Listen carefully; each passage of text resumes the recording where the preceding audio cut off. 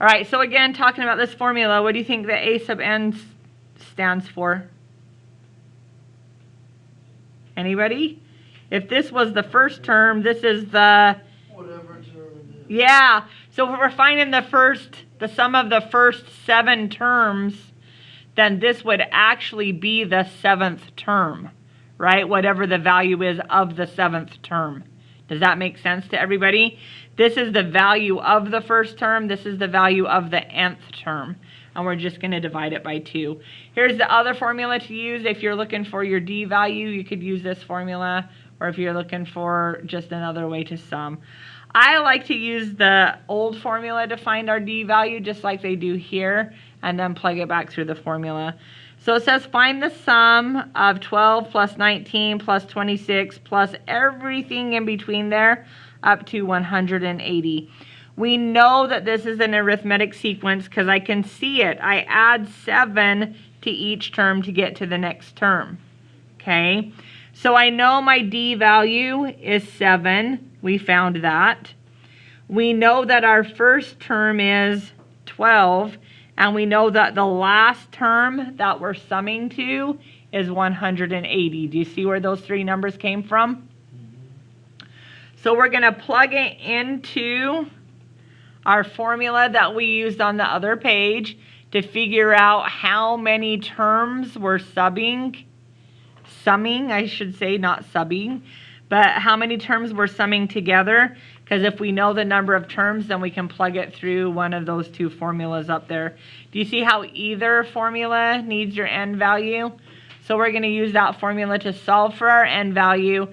After we find that, we're going to plug it into one of our 2 formulas to solve. Again, I like the other formula better, so I would choose to use the other formula, but they both will do the same thing. So let's see if we can do it here. Let's see if we can find all of our information. Do I know my A1 value? 2.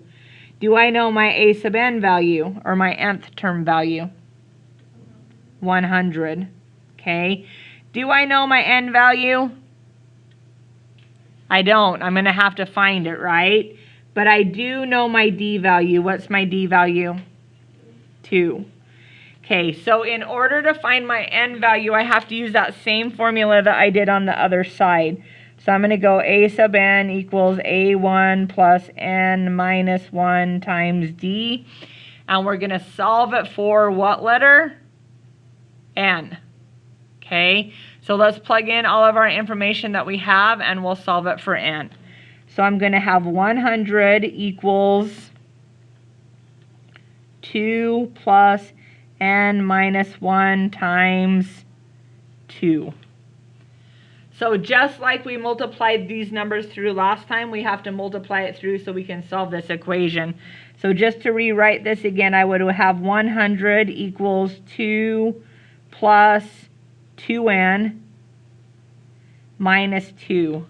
Do you guys agree with me with how I got that? Okay, what happens with those 2's on this particular problem? Yeah, I love it when they cancel. So I get 100 equals 2n. So what's my n value going to be? 50. Yeah, my n value is 50. So I can go plug in my n value up here. Now I'm going to go grab this formula up here that I like to use. I just like the way it looks better. Do you guys like the way this one looks better than that one? I just think it's prettier. And you know how I feel about math being pretty. So I'm just going to use that one that's prettier. So I'm going to sub in to that formula just because I like it better. And we're just going to fill out over here. Okay, the sum of the first, how many terms are we doing? Ooh, what was my n value? 50. Yeah, the sum of the first 50 terms is what we're finding. So to find the sum of the first 50 terms, we're going to go n, which was 50, times a1, which is 2, plus a sub n, which is 100, over 2. See how simple that's going to be right there? That's calculator work from there. So tell me what the sum of my first 50 terms is.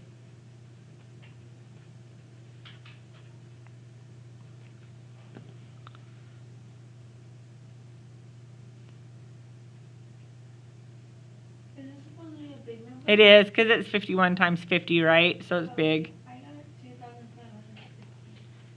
2,550. 2,550? Yeah. I got 2,500. I got 2,550 also. Because 100 plus 2 is 102. 102 divided by 2 is 51. 51 times 50 is 2550. So it has to be this number right here. All right, I started using a notation here that I haven't talked to you guys about. Do you know what this little arrow means that I am drawing? It just is another way that says leads to or continues on as. It's just something that I like to do to remind myself where I'm at with my formula. Okay. All right, one more example of this. Do I have all my information that I need? Of course I don't, right? What do I need to solve for? Yeah, I have. Yeah, we have our A1 value, we have our AN value, and we have our N value. So we need our D value first this time, don't we? Do we have our D? Oh, we don't need our D value for that formula, do we? Let's see if we can sub it right into that formula.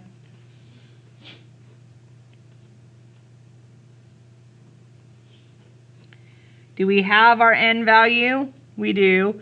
Do we have our A1 value? We do. Do we have our AN value? We do. We can totally find it just with that formula. So the sum of the first however many terms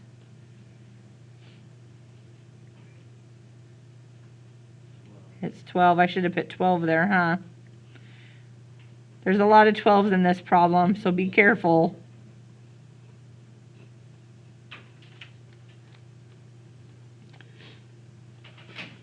So plug that in your calculator and see what you get. 672. So the sum of the first 12 terms in this series is going to be 672. Okay, questions on that? All right, so just like yesterday then, we're going to do the same thing with sigma notation. We're not going to let it confuse us. We're just going to do exactly the same thing, okay? This is an example that's done for you already. You can refer to that later, but let's just jump down and see if we can do number 8 on our own. So again, in order to find the sum of the numbers, we're going to have to do the formula. We need an N value, we need an A1 value, we need an A sub N value, and we're going to divide it by 2. Do I have an A1 value? I can really easily get an A1 value. Does anybody remember how we find our first term? What are we going to sub in? 20, that first number, right? So we're going to go 3 times 20 plus 4 because we sub it in place of the variable. So what's my first term? 64, good. Do I have my last term? I don't, but I could totally find it because if I substitute in the last number, I find my last term. So I'm going to substitute in the 50. So 3 times 50 plus 4.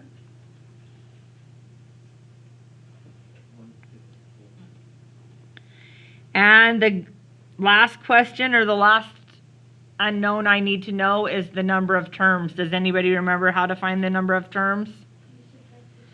And then add, good. So how many terms are there we're looking at there? 31? Is that 31? Yeah.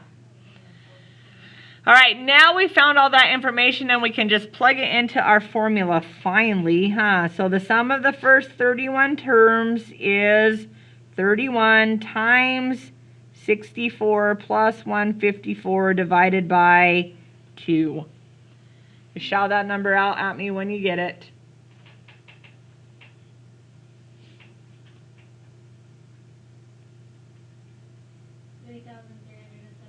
That's what I got. So the sum of the first 31 terms is 3,379. Okay.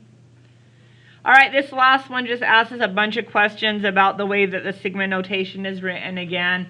So it says right here, what is the first value of x? 2. What is the last value of x? 7. How many terms will be summed? Do you remember how to find how many there are? 7 minus 2 plus 1, which is how many terms? Good. What are the terms in this series? How am I going to find the terms? I would substitute 2 in. If I put 2 in, what do I get out for my answer? 7. Substitute 3 in.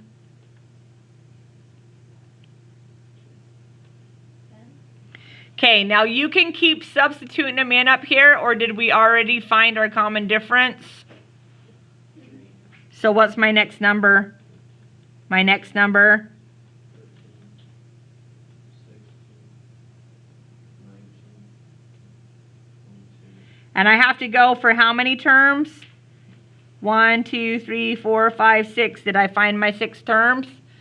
So you could have kept subbing those in, you guys. It would have worked the same way. But I always like, you know me, I like to take the shortcut. So as soon as I find that common difference, I just use my common difference to do that, okay? So then it says, what is the sum of the series? Can you add those together for me? 87. So did you guys see me totally just do all of that same work without the formula? Didn't we do the same thing that formula just did? But we did it by finding the terms and adding them together.